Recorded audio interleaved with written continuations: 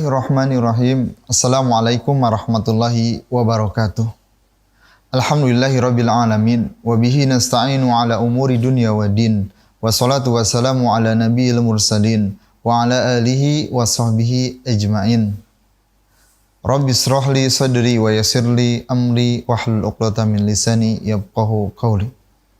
Taib ikhwani thalabah dimanapun antum berada, alhamdulillah bersyukur kepada Allah Subhanahu wa taala ya, pagi hari ini kita masih diberikan kesempatan oleh Allah Subhanahu wa taala, yang mana mudah-mudahan kesempatan ini kita gunakan dalam hal-hal yang bermanfaat. Salah satunya yaitu belajar ataupun thalabul ilmi ya, yang mana menambah hasanah keilmuan kita ya, pemahaman kita terhadap agama yang Allah Subhanahu wa taala ridhoi ini, yaitu dinul Islam ya. Baik, kita akan melanjutkan pelajaran kita, pelajaran hadis ya. Seperti biasa, saya akan mengingatkan ketika kita mempelajari hadis ya, kita berusaha untuk membacanya, berusaha untuk memahaminya, berusaha untuk menghafalnya, dan ya bagian yang terpenting yang keempat adalah mengamalkan apa yang kita pelajari dan apa yang kita hafalkan ya. Baik, kita masuk ke hadis yang nomor 1360 dari Kitabul Jami ya, babul bir wasilah ya. Mari kita baca bersama-sama. Bismillahirrahmanirrahim. Wa an Abdullah bin Amr al-As radhiyallahu anhuma ani Nabi sallallahu alaihi wasallam qala ridallahi fi ridal walidain wa sukhtullahi fi sukhtil walidain, akhrajahu Tirmidzi wa sahahahu Ibnu Hibban wal Hakim ya. Baik, kita lihat ke papan tulis yang telah saya tulis ya. Wa an Abdullah bin Amr al-As radhiyallahu anhuma ani Nabi sallallahu alaihi wasallam qala ridallahi fi ridal walidain wa sukhtullahi fi sukhtil walidain, akhrajahu Tirmidzi wa sahahahu Ibnu Hibban wal Hakim ya. Hadis dari sahabat Abdullah bin Amr al-As ya, radhiyallahu anhuma, dari Nabi sallallahu alaihi wasallam, Rasulullah sallallahu alaihi wasallam bersabda, ridallahi fi ridal walidain ya. Keriduan Allah Subhanahu wa taala ada pada keriduan kedua orang tua ya. Wa suhtullahi fi suhtil walidain, dan murkanya Allah Subhanahu wa taala berada dalam murkanya kedua orang tua ya. Hadis ini menunjukkan bahwa wajibnya seorang anak ya mencari keriduan kedua orang tuanya ya, karena keriduan orang tua terletak, keriduan Allah Subhanahu wa taala terletak dalam keriduan kedua orang tua ya, baik bapak maupun ibu ya. Begitu juga dengan murkanya Allah Subhanahu wa taala terletak dalam murkanya kedua orang tua ya, murkanya seorang ibu dan murkanya seorang ayah ya. Maka dalam hadis ini ya, bagaimana kita sebagai seorang anak ya, menjadi seorang anak yang berbakti kepada orang tua ya. Jangan sampai kita menjadi orang yang durhaka terhadap orang tua ya.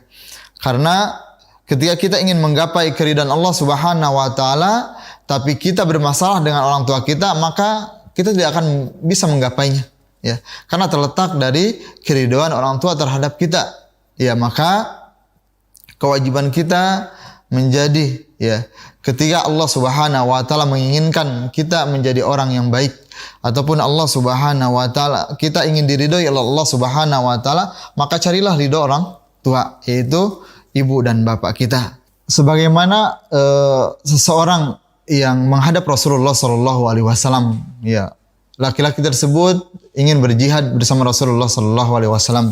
Lalu Rasul pun bertanya, "Apakah engkau memiliki kedua orang tua?" ya.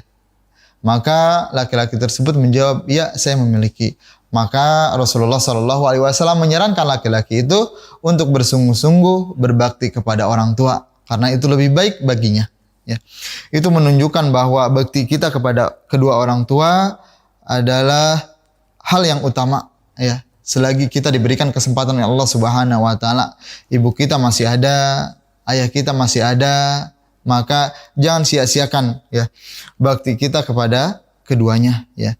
Entah itu dengan kita bersungguh-sungguh belajar menuntut ilmu yang diridhoi oleh Allah Subhanahu wa taala, ataupun kita tidak menjadi anak yang durhaka, kita menjadi anak yang baik, menjadi anak yang membanggakan orang tua kita dengan prestasi kita, dengan kebaikan adab ataupun akhlak-akhlak kita ya, sehingga orang tua pun merasa tentram ya memiliki kita, merasa bangga dengan kita ya. Itulah yang diharapkan ya. Jangan sampai kita menjadi anak yang mengundang murkanya Allah Subhanahu wa taala ya. Ketika kita diperintah oleh orang tua dalam kebaikan, kita menyia-nyiakan ataupun menanti-nantikan ya, tidak bersegera melakukan itu ya, sehingga hati orang tua kita menangis, hati orang tua kita terluka, dan ini ya mengundang murka Allah Subhanahu wa taala ya. Dan posisi kita sekarang berada di rumah ya, maka manfaatkan ya masa-masa itu untuk berkhidmat kepada orang tua ya, baik kepada ibu ataupun bapak ya. Jangan sampai keberadaan kita di rumah ya menjadi asbab murkanya orang tua terhadap kita ya. Entah kita sulit untuk diperintahkan untuk beribadah, untuk mengaji, untuk menghafal, untuk melakukan kebaikan-kebaikan lain, kita sangatlah susah ya. Sehingga sedikit besarnya ya hati orang tua kita terluka, yang manakala hati orang tua kita terluka ya, maka murka Allah Subhanahu wa taala pun akan turun. Waliyadzubillah ya. Kita pun meminta kepada Allah Subhanahu wa taala agar dijadikan menjadi anak yang soleh, yang senantiasa berbakti kepada orang tua ya. Lalu ketika orang tua kita sudah meninggal, maka wujudkan bakti kita ya terhadap orang tua, yaitu dengan menyambung tali silaturahim dengan kerabat orang tua kita. Misalkan ibu kita telah meninggal ya, maka saudara-saudaranya kita temui ya, kerabat-kerabatnya, teman dekatnya, sambung tali silaturahmi ya.